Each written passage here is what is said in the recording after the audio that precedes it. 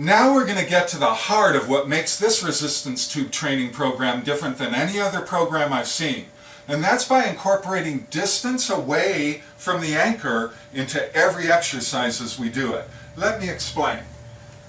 There is a kind of inherent weakness to resistance tubes, and that is that they offer more resistance as they stretch. So if I get into my chest press position and I've chosen just the perfect resistance of the tubes, if you watched the video on how to pick out the right resistance, and I'm just the right distance away, I've got my hands pulled back even with or just in back of my chest, and I go ahead and I do the press. No matter how perfect that resistance is, here's where the real resistance is being offered to me through this range of motion. It is always going to be easier at the beginning of the exercise. And what we want to do is find a way of having it be really intense here at the beginning range of motion. So you just have to learn to think different when you do this kind of working out. When you work out with weights, you're used to just getting the weight, pushing it through the entire range of motion through whatever number of repetitions you're going to do, and then you go on to the next exercise. With resistance tubes, I found that the best way to get the range of motion is to think in terms of 3 different ranges at least. When I'm working out, I may have 5 or 6 different ranges of motion or distances away from the anchor that I'll go through before I reach the end of where I can perform any motion at all. So here's what I mean. So we go ahead and we've done our exercises. Now we're working this range of motion, the last third.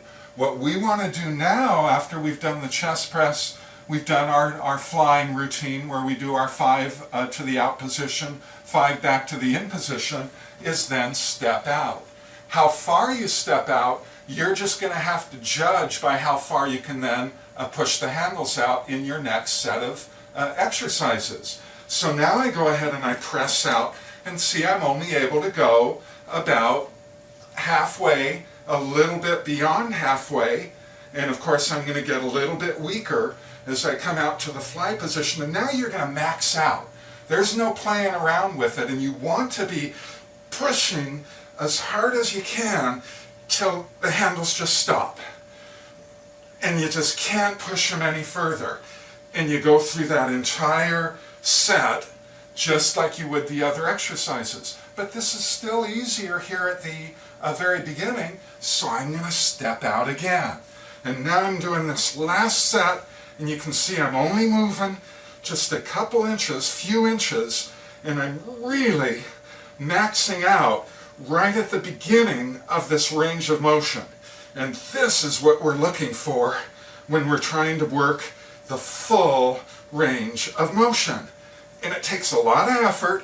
You have to push yourself through that.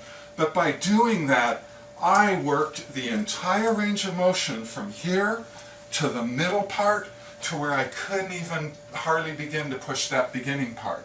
So we turned that weakness that's always this beginning part, and we nailed it. We got it to where we were working as hard as we could through just this beginning range of motion. That's the secret to developing strength throughout your entire range of motion. You're just not going to do it with resistance tubes in any other way. So try this out. I'll show you another workout in a later video, and I'll go through all the exercises. One thing I can tell you, when you start working this entire range by doing the flies, and you work the entire range of motion moving out by stepping away from that anchor point, you're going to find that you really start digging into your anaerobic capacity. You're going to get breathing pretty good when you do this kind of exercise. Takes a lot of focus, takes a lot of effort, but if you do it, you're going to reap the results.